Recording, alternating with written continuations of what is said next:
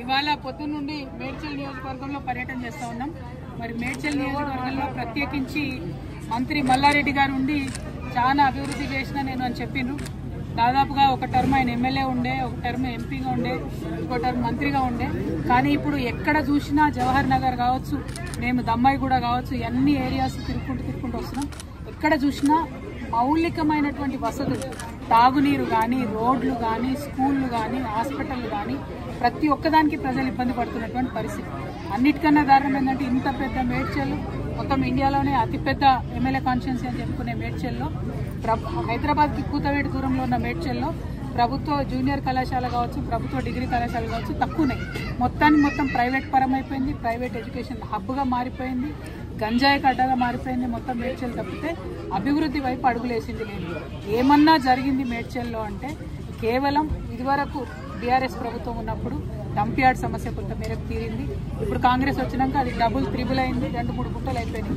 అదేవిధంగా అంతకుముందు కొన్ని పెన్షన్స్ వచ్చినాయి, ఆ పెన్షన్స్ ఇప్పుడు పెరగలేదు. అంతకు మించి మేడ్చల్లో నేను పూలమ్మినా, నేను పాలమ్మినా అని చెప్పే మల్లారెడ్డి గారు పూలమ్మడం పాలమ్మడంతో పాటు అనేక ఎకరాల భూమిని కబ్జా పెట్టిండ్రు. 2 రోడ్డు విస్తరణ ఏదైతే జరగాలో జరగకుండా అడ్డుపడతా ఉన్నారు. వారి కాలేజీలు, వారి యూనివర్సిటీలు తప్పితే ప్రజలేం బాగుపడ్డారని చూస్తే మాత్రం దారుణమైన పరిస్థితి. ఎందుకంటే గవర్నమెంట్ కట్టించిన డబుల్ బెడ్రూమ్ దగ్గరికి పోయాల్సిన మేము పొద్దున 4000 మంది ఉన్నారు.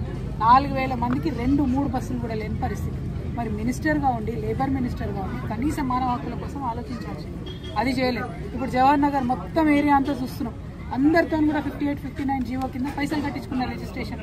ఎందుకోసం కాలేదు రిజిస్ట్రేషన్? ఎందుకైతే లేవు?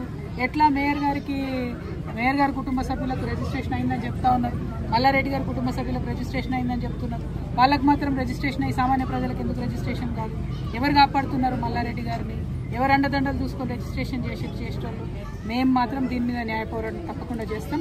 ఏదైతే 58, 59 కింద లక్షలాది రూపాయలు కట్టి పేద ప్రజలు వెయిట్ చేస్తున్నారో అవి రిజిస్ట్రేషన్ అయ్యేంత వరకు అవసరమైతే సుప్రీంకోర్టు దాకా కూడా తెలంగాణ జాగృతి పోతుంది, పోరాటం చేస్తుందని